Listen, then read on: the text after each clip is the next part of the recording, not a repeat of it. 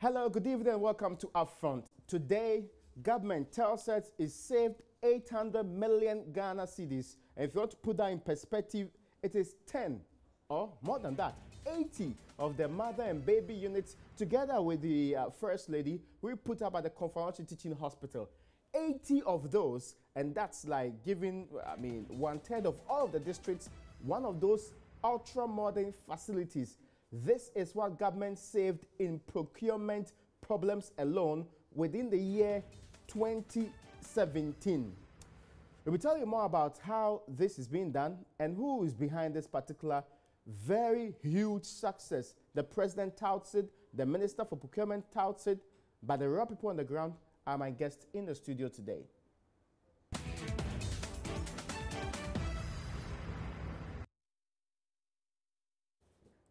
You welcome back. My name is Raymond Akwa. The man behind the success of government in reducing what you've heard before, excessive sole sourcing, which deprived the state of needed resources in times past. So, we're told by government, 800 million Ghana cedis was saved in 2017 alone because of we stopping illegal procurement practices, or in this case, sole sourcing, which became, instead of the, so much of the norm, which has become the norm in the latter days of the former administration, and in times past to be general. My guest is Ajanim Boatin Ajay.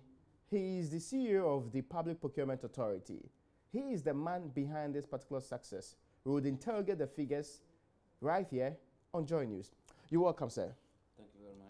And I've spoken to you before, and perhaps that's where I want to start from. You made so many promises of doing what you want to do to make sure that we do not make this procurement system a failure. First and foremost, explain to us how you came by this 800 million Ghana cedis savings. Thank you very much, Raymond, and I want to wish all viewers a good evening. Before we get to the savings, Raymond, the savings did not come out of simple arithmetic. We had to put systems in place. And for me, the emphasis for our discussion this evening, I want us to, as much as possible, place the emphasis on the systems.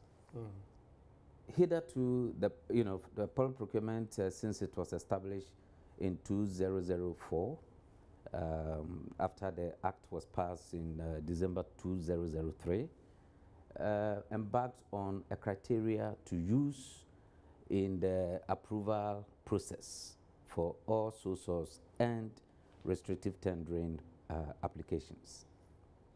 The criteria essentially was to request the entities who are applying for these, to use these two methods, to justify one of the criteria set out in the law. There are two clauses in the law that provides the outline or the guideline for the use of these two methods. That is the sole source and the restricted methods. The sole source, the provision in the law is in section 40, 1A through to F, and section 42. Then when you come to the restrictive tendering, it is section 38, A and B, and now we have the amended law having a C.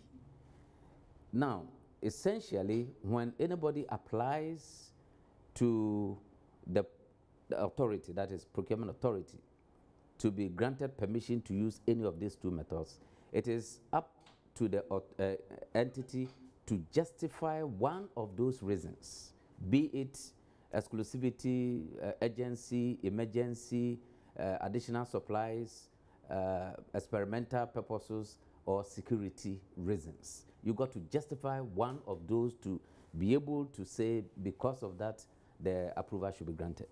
So there wasn't that much due diligence. When I say due diligence, it is like you coming to PPA, Raymond, to say you want to buy a Toyota Land Cruiser 4x4. In that application, you have given the agency of the situation which is justifiable by the circumstances that you have outlined in your application. But then in that application, it's a figure of 800,000. Okay. Okay? So now the PPA says we want to look at the criteria which is set out in the law to justify that agency as captured in the law. So we'll look at your case, we'll look at your application and the reasons you have given, and we say, oh, indeed, we can establish a case of agency. Because we can establish a case of agency, we are granting you approval. Meanwhile, you have put a figure that you want to go and spend in procuring that equipment. Okay. Nobody seems to be interested in looking at how much it costs for you to get that equipment, that vehicle. Okay. Now, on assumption of office, what I did immediately was that no, we are not just going to look at the criteria or the justification as it relates to the criteria set out in the law. We are going to go behind to do some market survey, in actual fact, as conduct a due diligence and value for money. So that at the end of the day, not only are we satisfied that there is a reason or a justification for the use of that method, but we are also satisfied that you are indeed obtaining that equipment or those products at a cost that we can say value for money has been what? Achieved. Okay. That is where, how come I established a unit in the PPA known as the due diligence unit. And the due diligence unit essentially is conducting market research, extensive market research, to ensure that whatever price or estimate that is contained in any application is subjected to serious due diligence and price reasonableness. So if you came with your application with the example I gave you, and you want to buy a Land Cruiser, it's a matter of just picking a phone and calling 4 or 5 of these dealers in this vehicle. I'm using the very simple example. Okay, I get you. And just picking a phone to call and said, I want to get one Land Cruiser, and I give the specifications. How much is it? It says, so you can get the VX standard at $115,000. Here you have a CD component of about 670,000. That translates to almost about 150 thereabout. So you can easily overlook and say, I got the agency, I got a case established, so approval granted. But we will tell you that, listen, we are giving you the approval because you have convinced us that that criteria that you have applied to use, the agency mode. The agency mode is established. But then you cannot go and buy the vehicle at 670. We are granting you approval to buy the vehicle at the market price. Oh, so you're actually determining the amount they should buy these? Of course. Because is it your responsibility? It is. Which section of the law gives you that responsibility? The section of the law that gives us responsibility is found in Section 3 of the law. And that is the functions of the board. Okay. You understand? The board or the authority has got functions to perform. And one of the functions is monitoring, evaluation, and determining and formulating policies to ensure the effective operation of public procurement in the public sector. And you believe setting prices for goods and services is part of them? In fact, we have even established a price database. Not to go far. The authority has established a price database on our website. That takes into consideration the elements of inflation, that takes into consideration everything that can be considered about. Variations about the variations, the interest rates, the financial costs, and everything. So the price database that we have is not the market price of the, like somebody said, the retail price. No. Okay. You understand? Because if you go to the market woman or the trader is simply asking you to put money down and pick a product. Okay. That is not how the public procurement works. Okay. And so in determining and establishing price database, we don't simply take the retail price. These factors have been factored in. It's interesting to know. Yeah. So in all of this, what you're actually saying is that by determining the actual price at which people should be buying, the MDs should be buying specific products. That's how you save the nation this 800 million. It is not market price. You see, when you say market price, No, I said actual price. well, it is not even the actual price. In tendering, we talk about lowest evaluated responsive bid. Okay. Lowest evaluated responsive bid. Now, the question is that the lowest responsive evaluated bid has all the factors that goes into determining the costs of an item. So in establishing any price database or establishing what we consider as achieving value for money, we have all these factors also at play. But then at the end of the day, the question is that there is always an acquisition cost. Okay. Okay? And the acquisition cost, when I give you the example of Toyota, Toyota will tell you that the vehicle delivered at your premises will cost 115,000. Okay? The product delivered at your premises will cost 115,000. So you take that into consideration. There cannot be any better acquisition price than that price, which has got the duties, it has got the transportation, it has got all the other factors, their financing costs, and all profit margins all put together. That becomes the acquisition cost. That's interesting to note in this circumstance. Now, let's take it from the top. Yeah. First and foremost, I have seen the figures that the president put out there. Yes. It says in 2016, the Public Procurement Authority had 622 sole source requests and 597 of them. That 98% were approved. There were 25 rejections. Of course, he proceeds to say that there were 592 requests made for restricted tenders and 598, that's 99.15% were approved. And there were 5 rejections. A grand total of 0 savings was made in that particular year, 2016. Yes.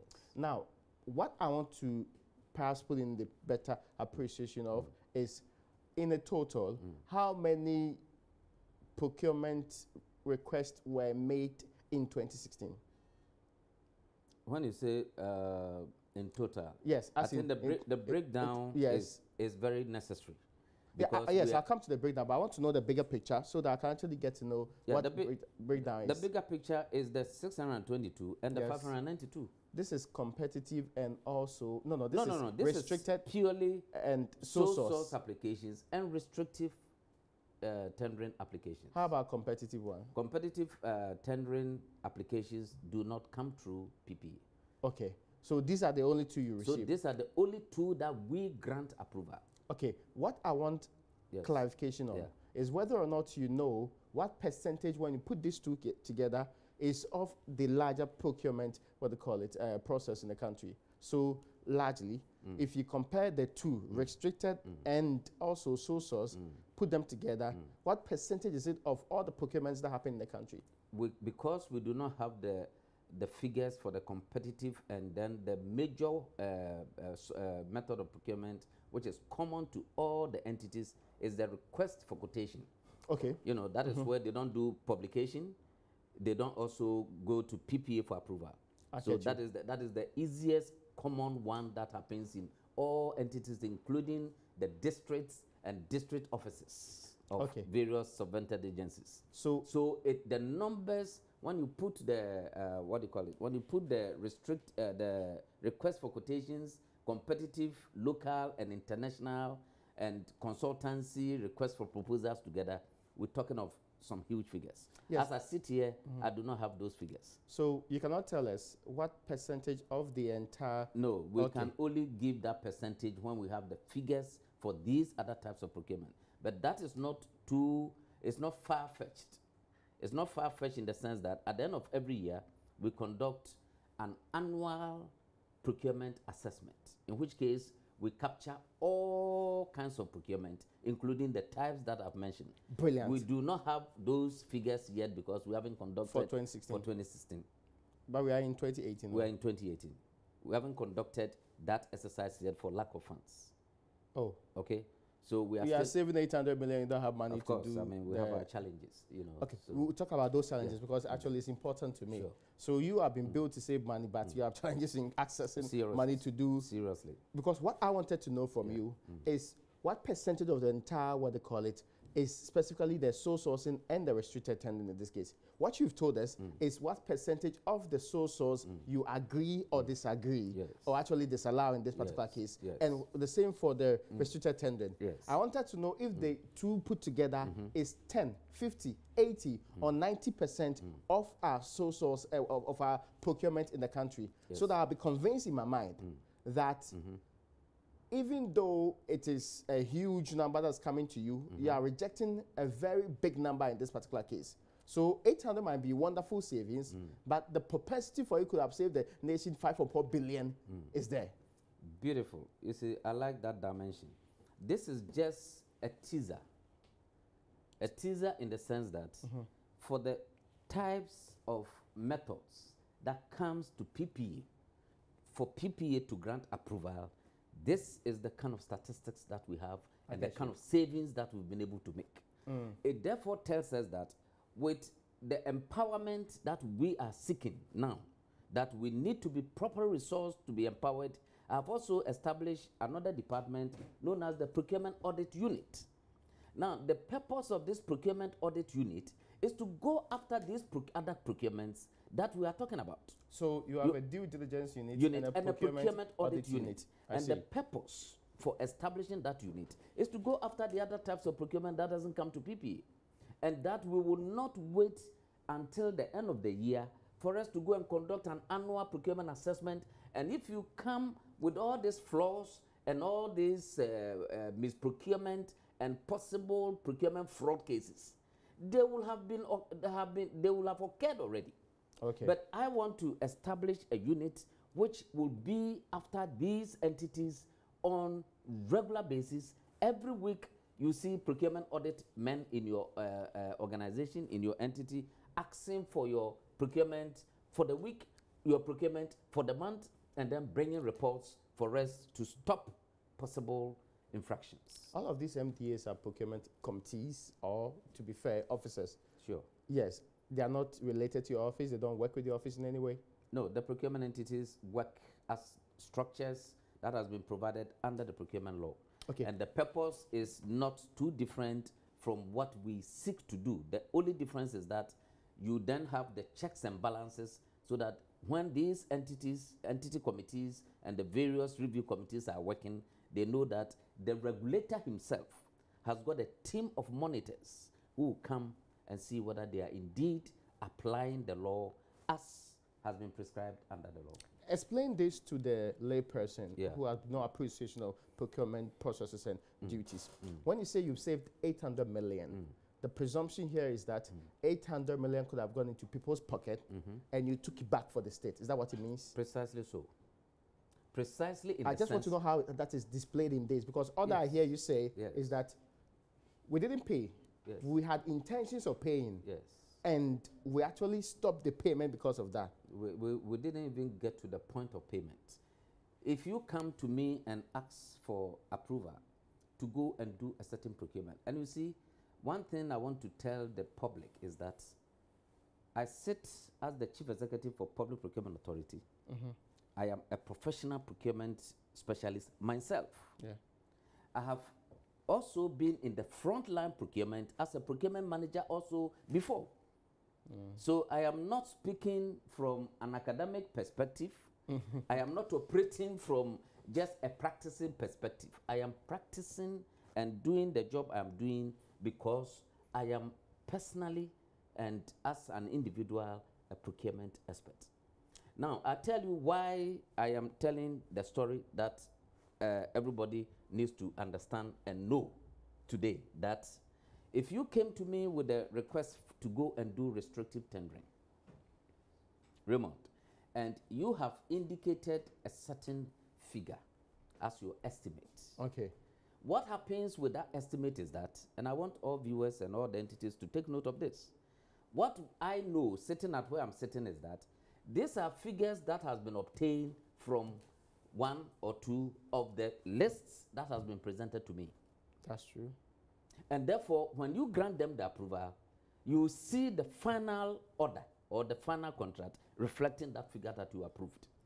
We will come to the details of that. A very interesting point we got to. Let's take a break. When we return, we'll get to know the actual details of how we get to save 800 million in this country from procurement processes alone with the CEO of the Public Procurement Authority on Upfront.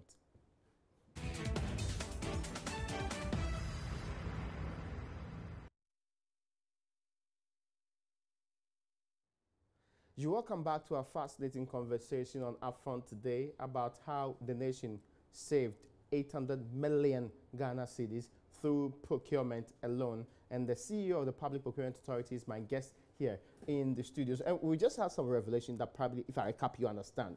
Now, this savings is only out of sole sourcing and restricted tendering. These two. The other form of procurement, which is supposed to be competitive and all other things, is not part of this. So that's one point that ought to be clarified. But you were explaining to us, Mr. Boateng, that the processes are very much open, but your job is to come in and say to the people that you cannot go for this amount. That's what I wanted the clarity on. Yeah, so let's start with the ones that we have control, the sole source and the restrictive tendering, and then I will just extend it to the other methods of procurement. You see, when you give us an estimate to go and conduct restrictive tendering procurement, use restrictive tendering method to go and do any procurement, you come along with estimates. Now, these estimates are subjected to our due diligence to establish whether or not value for money will be achieved using that method and going for that price. And we are saying that we have so many sources of determining the reasonableness of the price. Okay. And the sources that we use are varied, both local and international. We are able to come across, and then when we get the price, for instance, from let's say the unit price of a foreign product, because we know that these products will have to be shipped and will have to be cleared through the custom processes, we do all the necessary factors that go into the actual acquisition cost. And then we're able to say that, granted that you got this price at 100 cedis, and you are bringing it to Ghana and you pay duties up to the tune of 50% of that price, including transport and stuff. If you add the 50% of the costs, the ex-works price or the FOB price, to if you add 50% to the FOB price, you get a certain figure. And then you work out a possible margin. Sometimes we go as far as about 30%, 40% margin to show some kind of reasonableness. Okay. And so when you put all these figures together, it brings you to about 200,000 for that particular product that you have conducted the market research. Here you are having an estimate which says that they want to go and acquire that product for 650,000, almost 150% more than what the reasonable price indicates. That's interesting. From our analysis. So we are able to come back to you. First, we come and say, listen, go back and negotiate with your people by 40% down the price that you have given us, because our price reasonableness check reveals that these products could actually be acquired at this price. And you go to them and they come back and they said, thank you, we have gone, and the people say yes. So what do you do with that kind of situation? Somebody was going to spend 650.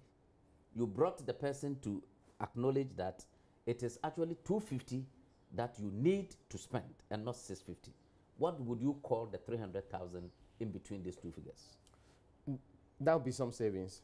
No, I'm just asking. If you can answer it, anybody else listening to us can answer it. Okay, so it will be money that could have probably gone to waste, or probably through collusion or corruption being kept in the pocket of somebody. That is why we say padded contracts. So that's the padded contracts. Yes, because that figure will have actually eventually be captured in the contract as the contract sum. But that necessarily doesn't mean that's corrupt act. Oh, what is, you see, the question is that Yes. if you are a supplier, now let's come home. You're a supplier. You come to me, I am the entity. And I said, I have the need for these computers, these laptops. He said, okay, we have need for 1,000 of these laptops. And then I asked you how much. So the negotiation starts between the two. And eventually they said, okay, I can get it to you, I can get you one for 150 Ghana cedis. And in the 150 Ghana cedis, there is some protocols inside. So eventually you agree and say, okay, let's go to PPA. Okay. You understand? In any case, let's go to PPA. Your protocol appreciation is that what is underhand dealings? Well, when I say protocol, protocol is the word protocol. If you understand protocol, that is protocol. It sounds coded to me. It's not coded. Okay. Anyway, if you pick the dictionary, you can get the meaning of protocol. I get your point. Yes. Anyway. And so you come to PPA and said, PPA, we have identified some 5 companies and we want to ask them all to bid for the supply of this PC. And they have agreed, or we have an estimate that one will cost 150 Ghana cedis. We say, hold on, wait a minute. Now, if you didn't give us the specs, because you see, we must be working scientifically. We are not just using the rule of thumb. People think that PPA just sit up and get up and said, you brought 250, no, go and get it at 150. No, that's not how we work at the DDU. The DDU is a research unit. I want to emphasize this. It is a research unit. Not just there to cut it down. No, it's not just there. We don't just get up. No. So we ask you, you want to get this laptop. Fine. This laptop, can you give us the detailed spec of the laptop? Because, Raymond, you see, when you are going to the marketplace, you can't go to the market and say, I want laptop, of 13 inches. Okay. It's meaningless in specification terms. So you want them to come back to you themselves. Give me the specs, the exact specs of the product you want to buy. Okay. And then I take that specs and I go to the market. And when I say I go to the market, I'm not going to Makola. Neither am I going to compute data. You're going to suppliers. I'm going to the market. The market is today, by the click of a button, you are in the market. Several markets under the, the local and international. IT, yes. And so you are able to now get the price range for the specs that they are looking for. And then when you get even the FOB price, if it is to be a foreign price and to be imported, then you do this calculation that I've told you, how much duty we pay, how much profit margin, and we say that, look, this equipment that you say you're going to get it for 150, in actual fact, you could get it delivered at your premises for 80 cedis. Do you tell them where to go and buy it? No. Then we go back and tell you that, can you please go back and negotiate for 40% reduction, because this is the revelation of our market research. If you want to challenge it, you show us your source, which is different from the source. And most of the time, they come back and say, so the only time that we record, I want to make this very, very clear. Yeah. The only time that we record the savings is where we've been able to communicate for them to agree to our... Cut down. Yes. And then we said, this is money. If we had left it, it will have gone into the contract. Okay. Now, as to what they do with the money, whether it is included in protocol or whatever, we call it padded contract. Padded contract simply means, in our terms, that an amount, a contract or an item which will have been obtained for 50 cedis is going for 120 cedis. And so there is some padding, not padding like begging. Okay, I get you, yes. I mean, put on something more in excess of the usual number or excess of the quantity that's required in this case. Yes. It's an interesting revelation in this particular case.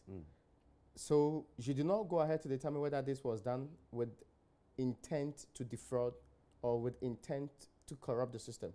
You don't determine that. The intent is a secondary matter. You see, we have done procurement audit and we'll go there, where we have actually seen people, committing infractions to the law. Those ones, some can even be criminal.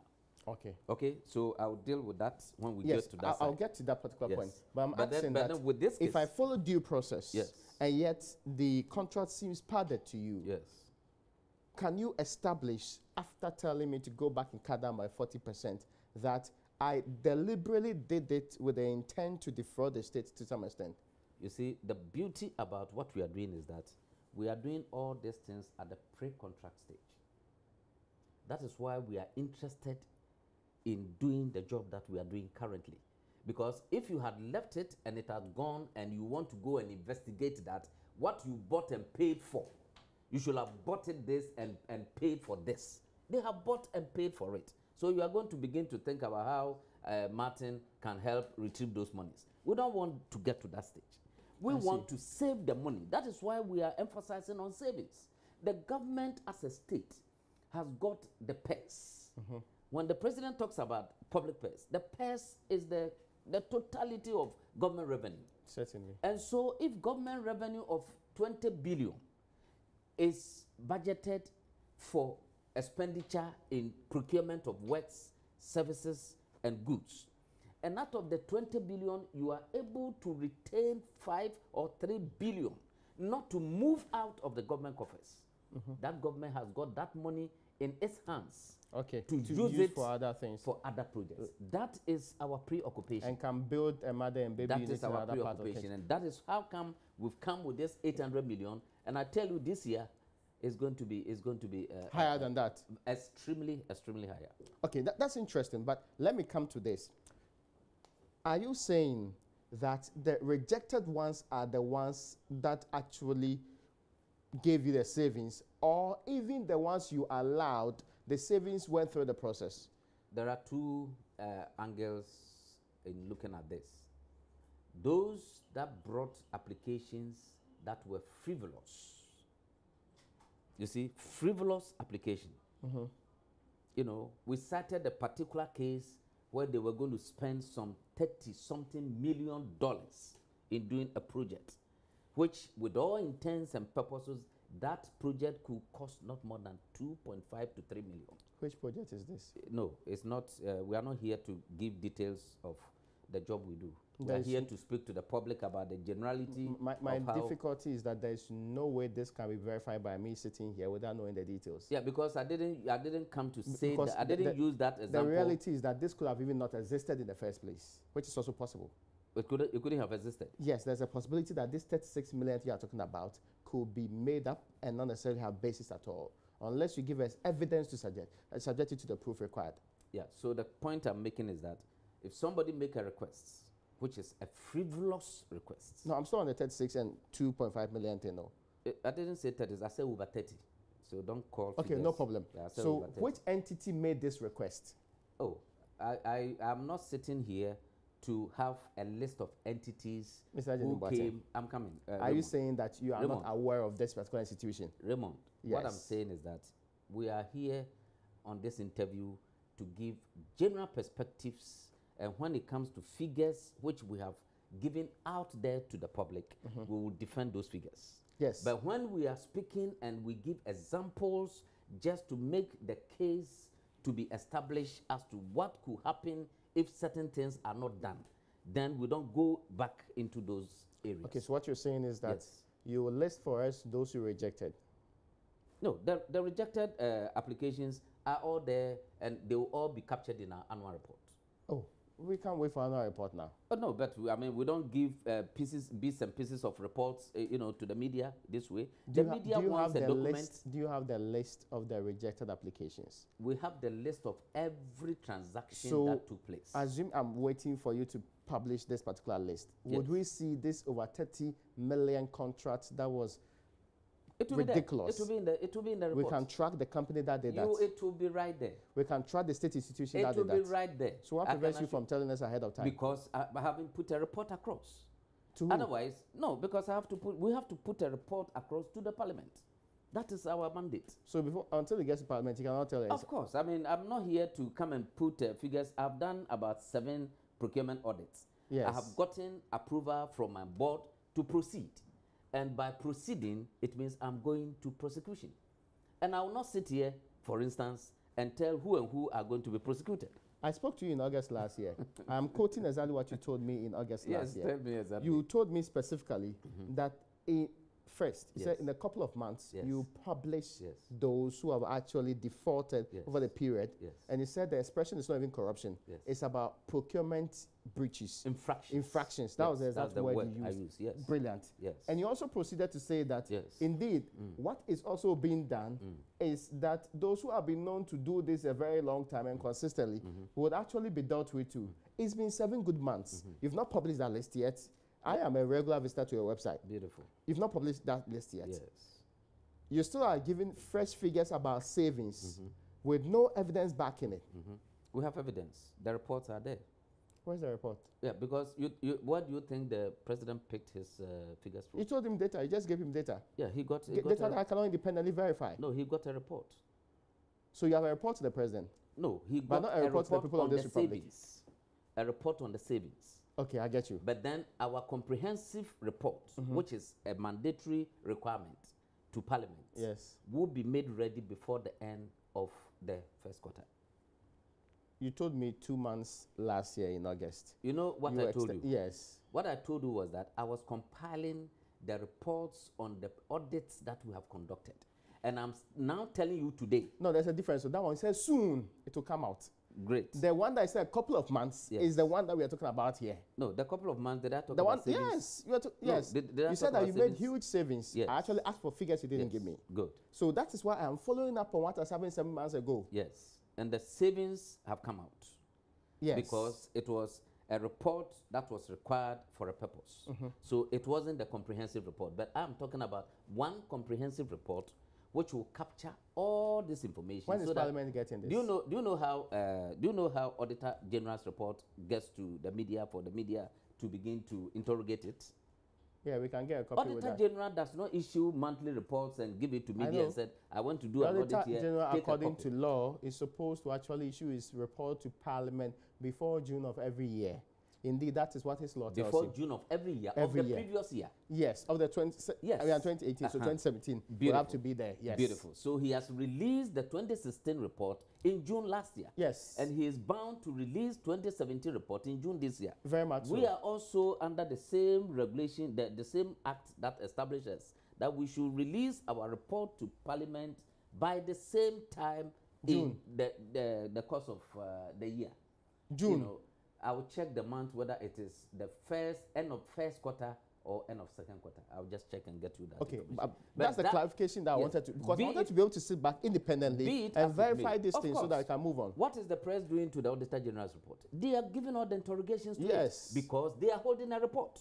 Raymond, so I will not give bits and pieces of report which I'm compiling, and then you hold the head, somebody hold the tail, somebody hold the stomach, and then you begin to say somebody's vomiting. It looks like I'm the only person interested in this particular report so far. But it's not only you. Okay, You are not the only person. Okay, but okay, we can still proceed.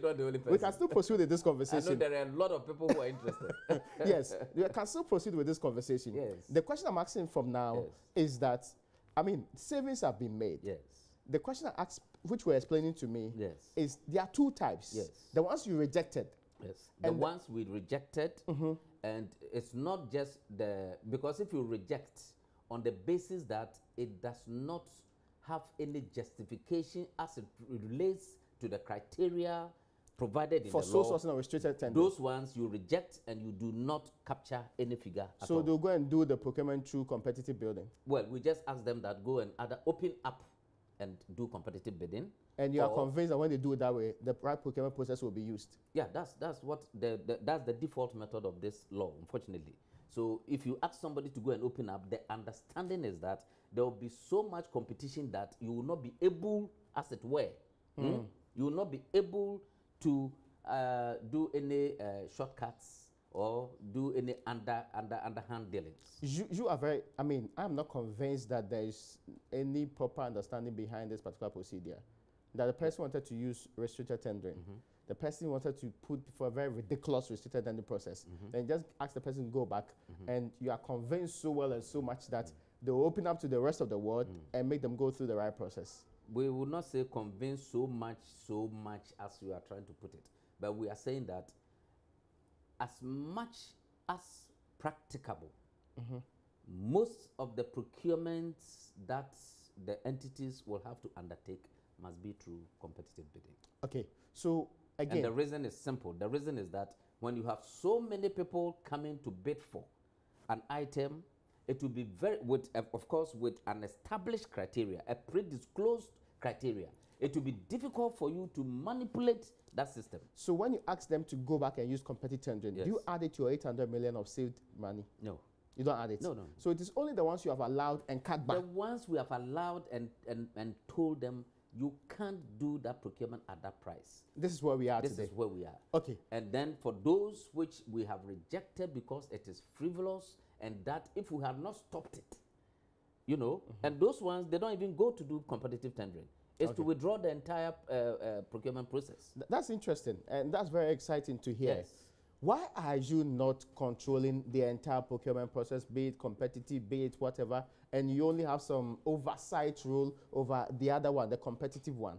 Yeah, because the structures under the law provides for various, you know, approving authorities. The structures, as you know. And how are we assured that those institutions work and they'll work the way they ought to work? That is why we have an oversight responsibility. And again. Oh, oversight you can't carry out. Oh, well, oversight that we are doing our best. Since I came and established the procurement audit, we've conducted some 7 audits, and I tell you that the reports are good. Okay, so the reports are good. I don't get it. I mean, it means when I say the reports are good, the report actually brings out infractions. Infractions. How many? You know how many infractions? Yes, as in how many of these entities are we talking about? So Oh, 1,000, 2,000? Of entities? Yes. No, we can't do procurement audit in 2,000 entities. We go in, we zero in on the, you know, high spend areas. Those in energy, those in at SNIT. I can give you a list. Okay, yes. I'll be interested in that particular list. For that one, I can give you a list. I am very excited to know this particular list. Yes. And I'm also excited to know that you are providing lists. Yes. We have done an audit on Ghana Airport Company. The report is ready. Are the infractions massive? Well, that is relative, but there have been some infractions. Okay, but are there infractions? Can we monetize these infractions? A couple. Can we monetize these infractions that says that we lost this amount of money through these infractions? Yeah, in most of the reports, yes. We can monetize it. In fact, in most of the reports, we've been able to summarize the amount of money lost as a result of the infractions. When you put them together, how much is it? No, we haven't gotten there because we are dealing with. Okay, this 7, how much is it? We are dealing with institute. You see, don't let us focus on amounts. Let's focus on infractions. When people, I get your point. When people are not following the law and you go to court, I think the first thing that the law is going to hold you for is that you were supposed to do A, B, C, D. But he will not say that, court will not say that you were supposed not to spend 40 million. I get your point. But Sergeant Mwati, I am not a judge. Yes. I am interested in how much the state is losing. So for Ghana Airports Company, can you recall to us the amount of money we lost through infractions alone? No. How about national lotteries, which I see? No. There's a contentious place, Bust. I see on your list. It is there. Bust. Yes. You can't tell us on Bust too. No, we don't. We are not here to give the figures because we did not put up a report to sum up figures as we did with savings. You see, savings, we were doing a particular exercise. I get you. So savings is like, look, I have asked you to go and reduce this. You went and you brought back, and I saw 500,000 less than what you were going to spend. So that is savings, and I captured it. Now, with these reports, we are looking at the processes of procurement as to whether they have been followed through or not. I get you. And the law also fortunately says that infraction of any of the provisions of the law, and you know how many provisions are there in this law? How many? 99. 99. And we don't want you to have 2 infractions before the law can be applied. Any one single infraction. So I've told you that are there in all these negligible reports, infractions? Are there infractions you can overlook? Oh yes, there are so many okay. infractions we can overlook. I get your somebody point. is supposed to bring the procurement plan at a certain date and he missed 1 month. You don't want to follow those things. I get your point. You want to follow infractions that will cost the nation money. So those are the areas of our focus. Now, this 7, you didn't allow me to complete the list. Please, go ahead. Ghana Airports is 1. National Lotteries report is ready. BOSS report is ready. A report on local government is ready. Ghana Water Company report is ready. National Communication Authority, NCA report is ready. And Electoral Commission report is also ready. There too, there are infractions there. I'm asking whether there are infractions at the Electoral Commission of the Republic of Ghana. Why didn't you ask of the rest? I've asked before. You did not give me amount. I want to specifically Electoral Commission. Are there infractions? We cannot specify. We said these institutions that I have mentioned. Yes. There are infractions. In all of them? In all. Okay, that's wonderful to know. Now, I want to move on quickly to some other issues that are very relevant to us now. Sure. You are supposed to be monitoring. You just told me that you lack the funds to do so. Sure. How much was your budget in 2018? No, okay, 2017 because you are yet to get 2018 anything. 2017. 17. My budget was for goods and services. It was just about 1.3. 1.3 million. Yes. And the expectation is that this should help you stop 800 million worth of fraud or some form of infractions. And my requirement for that year was about 15 million. So 15, and you got 1.5. Yes. And this year. Really? But that's just like 10% or something. Yeah.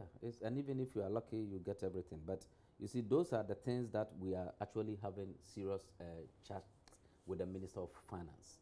We are beginning to, you see. So you are saving the cash, but you don't have money to save the cash. So you see, there is always this thing that we call the backward integration. You see, when you are put in a position and you are faced with challenges, if you throw your hand in the air, you will live with the challenges. I took up a job and find out that the organization had serious financial constraints. Okay. There's no two ways about that. But in the light of the serious financial constraints, I had to make the best out of the situation I found when I assumed office and be able to bring out what our capability is and what we are capable of doing. So if today I have saved 800 million and I go back to the government, I go back to the minister and say, Minister, these are figures. I have been able to save 800 million under the circumstances I find myself. We want to do more so we can have effective monitoring over the other procurement methods. Can you give us enough money to be able to engage more experts and specialists and throw them out there? Did they give you enough money for 2018? 2018? Yes. As we speak, no. But we have made a case to the public. It's very important. We've made a case to the public, to the Finance Committee of Parliament. Okay. To give them the true picture of our requirements so they can also add their voice to help us.